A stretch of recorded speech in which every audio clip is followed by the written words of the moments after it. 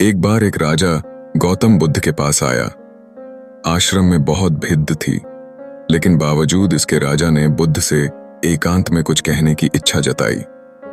बुद्ध ने उत्तर दिया कि सर्वत्र एकांत है और जो कहना है यहां कहो।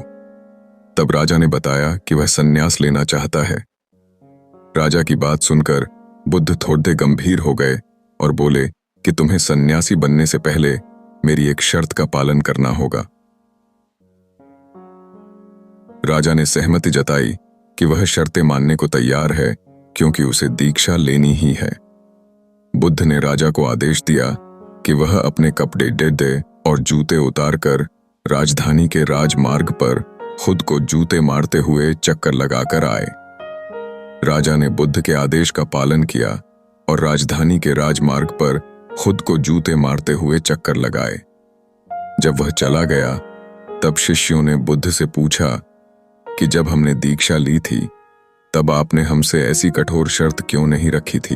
आप तो स्वयं करुणा के अवतार हैं, फिर राजा के साथ इतना कठोर व्यवहार क्यों किया? बुद्ध ने उत्तर दिया कि जब तुम लोग संन्यास लेने आए थे तब तुम्हारा अहंकार इतना बढ़ा नहीं था। तुमसे द्वार द्वार भिक्षा मांगकर ही काम बन गया था, लेकिन यह तो राजा है, इसका अहंकार भी बहुत बढ़ा है। महारोग की दवाई भी अधिक शक्तिशाली होनी चाहिए। जब राजा इस दशा में अपने ही प्रजा के सामने से गुजरेगा तो उसका अहंकार समाप्त हो जाएगा। राजा ने शाम तक शर्त पूरी कर ली और बुद्ध के पास आकर कहने लगा कि तथागत, अब मुझे दीक्षा देकर सन्यासी बनाएं। तब बुद्ध ने राजा के सिर पर मुकुट रखा और कहा कि अब तुम्हें सन्यास लेने की आवश्यकता नहीं है। अब तुम जाओ और स्वामी भाव छोड़कर सेवक भाव से राज्य करो। इस कहानी से हमें यह सीख मिलती है कि कभी भी जीवन में अधिक घमंड नहीं करना चाहिए।